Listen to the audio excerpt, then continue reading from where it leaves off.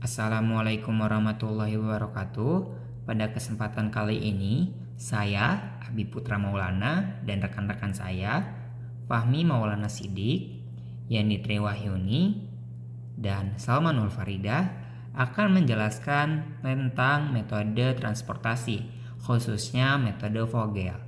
Nah, adapun untuk penjelasan lebih lanjut, silakan simak video berikut. Pengertian metode transportasi. Metode transportasi adalah suatu metode yang digunakan untuk mengatur distribusi dari sumber-sumber yang menyediakan produk yang sama ke tempat-tempat yang membutuhkan secara optimal dengan biaya yang termurah. Alokasi produk ini harus diatur sedemikian rupa karena terdapat perbedaan biaya-biaya alokasi dari satu sumber atau beberapa sumber ke tempat tujuan yang berbeda. Keterkaitan antara metode transportasi dengan Al-Quran. Di dalam Al-Quran terdapat ayat yang berkaitan dengan alat transportasi, yakni terkandung dalam surat Al-Ghafir ayat 79-80. Di sini saya akan membacakan artinya saja. Yang artinya, Allah yang menjadikan hewan ternak untukmu, sebagian untuk kamu kendarai dan sebagian lagi untuk kamu makan. Dan bagi kamu ada lagi manfaat-manfaat yang lain padanya atau hewan ternak itu. Dan agar kamu mencapai suatu keperluan atau juga tujuan yang tersimpan dalam hatimu dengan mengendarainya. Dan dengan mengendarai binatang-binatang itu, dan di atas kapal mereka diangkut. Telah tersirat bahwa tujuan diciptakannya hewan selain untuk dikonsumsi juga dapat menjadi sebuah kendaraan. Menurut Al-Quran adalah untuk menjadi tunggangan dan hiasan. Pada zaman ini banyak manusia yang membeli alat transportasi bukan hanya untuk dikendarai, melainkan juga sebagai barang atau perhiasan yang dipamerkan kepada khalayak umum. Sehingga dengan berbagai macam alat transportasi ini, kita bisa menggunakannya sebaik mungkin untuk kepentingan yang relevan, baik secara pribadi maupun kelompok. Penelitian ini merujuk pada kalimat mengendarai, yakni bisa diartikan sebagai alat transportasi yang membawa barang-barang dari suatu tempat ke tempat lainnya. Metode Vogel. Metode Vogel atau VIM adalah salah satu metode dalam transportasi untuk mencari solusi awal atau initial solution. Metode ini lebih sederhana penggunaannya karena tidak memerlukan closed path atau jalur tertutup. Metode VIM dilakukan dengan cara mencari selisih biaya terkecil dengan biaya terkecil berikutnya untuk setiap kolom maupun baris. Kemudian pilih selisih biaya terbesar dan alokasikan produk sebanyak mungkin ke sel yang memiliki biaya terkecil. Cara ini dilakukan secara berulang hingga semua produk sudah dialokasikan. Metode ini berdasarkan pada konsep biaya penalti atau penalty cost.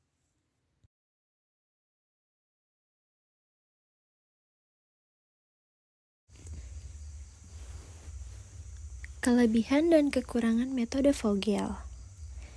Kelebihan metode ini adalah lebih mudah dan lebih cepat dalam mengatur alokasi atau biaya transportasi dari berbagai sumber ke daerah tujuan. Hasil analisa dari metode ini sudah sangat optimal dibandingkan dengan metode-metode lainnya.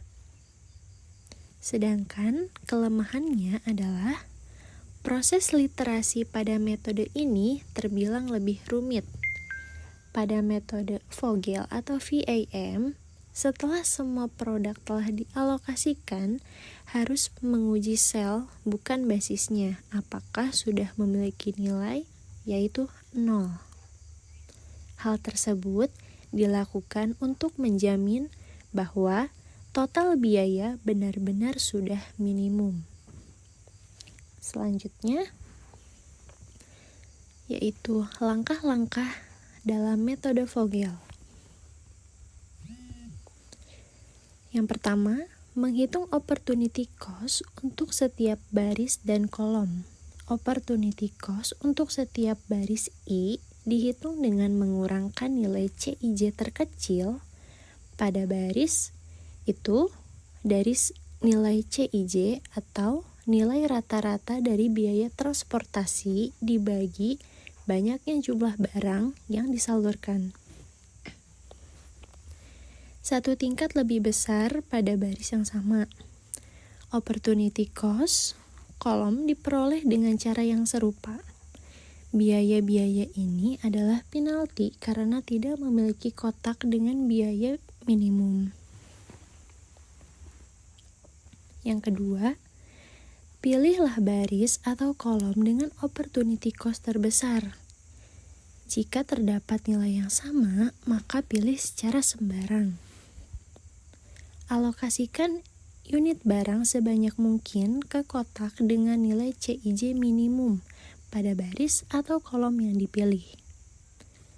Apabila CIJ terkecil, yaitu XIJ sama dengan min AI, BI, BJ, artinya penalti terbesar dihindari.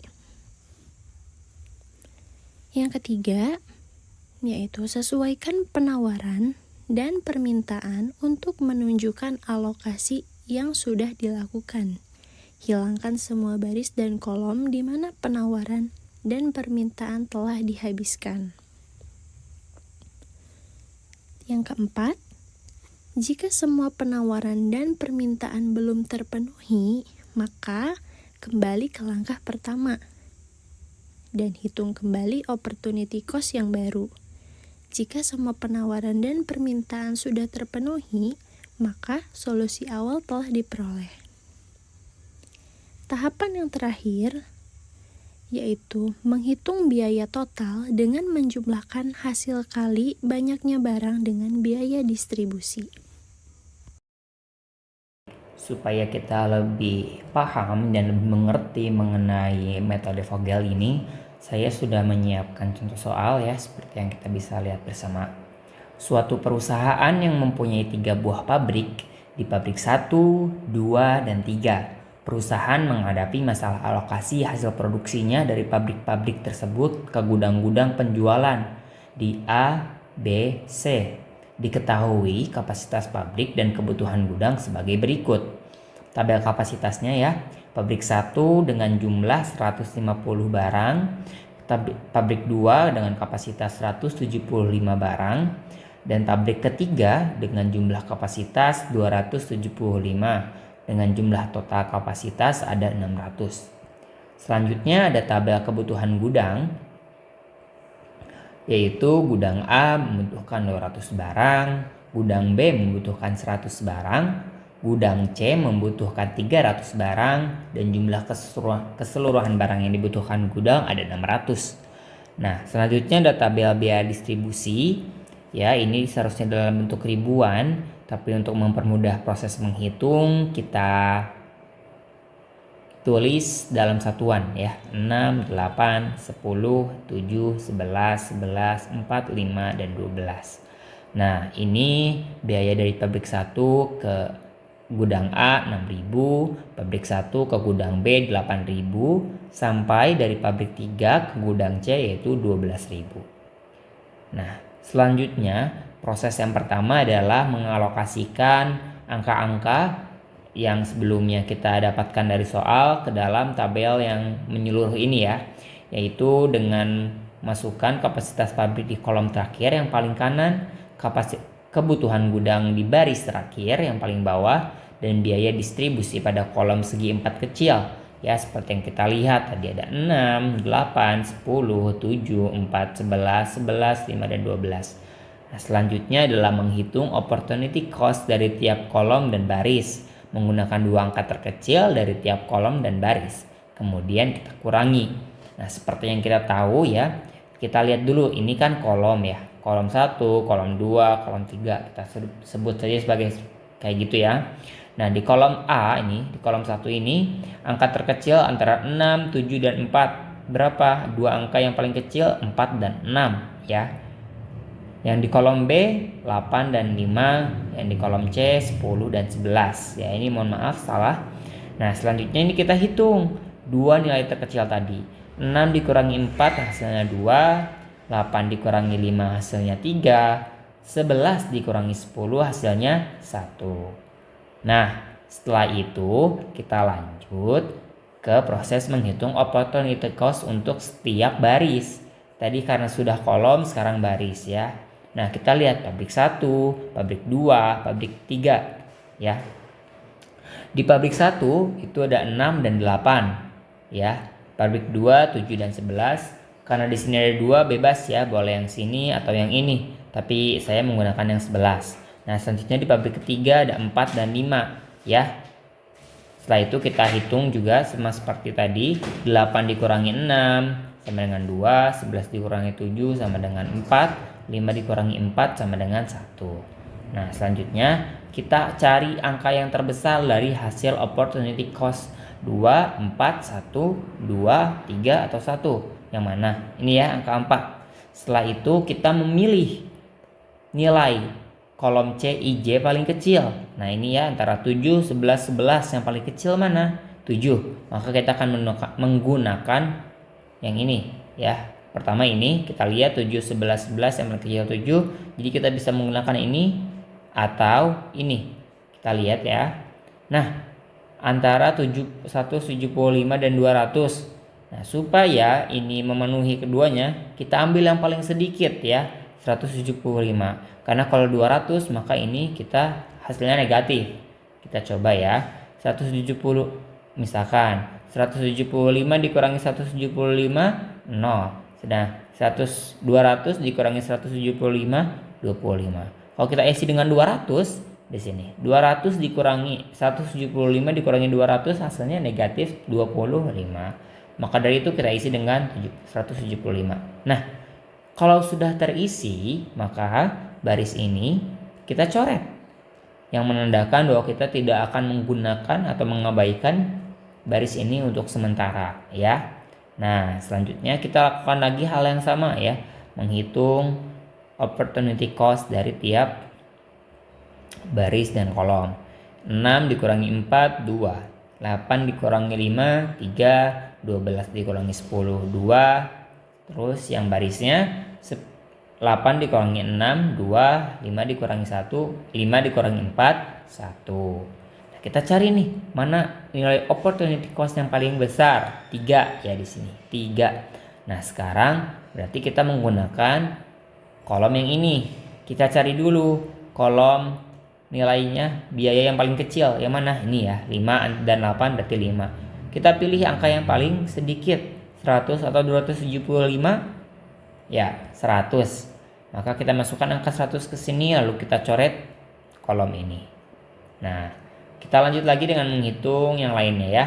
Sekarang 10 dikurangi 6 4, 12 dikurangi 4 8, 6 dikurangi 4 2, 12 dikurangi 10 2. Nah, berarti yang paling besar ini ya 8. Nah, karena yang paling besar 8, maka kita akan menggunakan baris yang ini. Nah, kita cari dulu mana yang paling kecil antara 12 dan 4. 4. Nah, berarti kita menggunakan sini ya. Nah, ada 275 dan 200. Yang paling kecil yang mana? 200. Nah, tapi kita lihat dulu. Karena di sini udah ada angka, kita kurangi. Berarti 175 dikurangi 200. Supaya apa? Supaya si 200 ini nanti pada akhirnya jadi 0 ya. Apabila pada kolom atau baris yang sama sudah terdapat angka, maka kapasitas dikurangi dengan angka yang ada. Pada kasus di atas, atau yang tadi kita bahas, 200 dikurangi 175 sama dengan 25. Nah, selanjutnya yang ini kita coret ya karena sudah terpakai tadi. Sisa ini nih, satu kolom yang masih ada 2 angka, sisanya 2 baris dengan 1 angka ya. 12 kurangi 10, 2, ini ke sini 10, ini ke sini 12, maka 12. Yang paling besar yang mana? Yang ini tentu ya, 12. Nah, selanjutnya kita pilih antara 300 dan 275. Tentu kita pilih yang 275. Jangan lupa, karena di situ sudah ada angka 25 dan 100, maka kita kurangi dulu. Ini ya, 275 dengan 25 dan dikurangi dengan 100. Hasilnya 150. Karena sisa 1 dan yang paling kecil ini 150, maka langsung kita masukkan. Untuk membuktikannya kita kurangi coba ya. 300 dikurangi 150 berapa? 150. Maka sudah kita temukan tabel solusi awal, di mana tabel solusi awal ini belum menghasilkan biaya yang optimal atau paling minimum, tapi sudah menghasilkan tabel yang paling minimum dibandingkan dengan 2 metode lainnya untuk menentukan solusi awal, yaitu North West Corner dan Least Cost. Nah, biayanya sekarang kita hitung dengan cara mengalihkan banyak barang dengan biaya distribusi.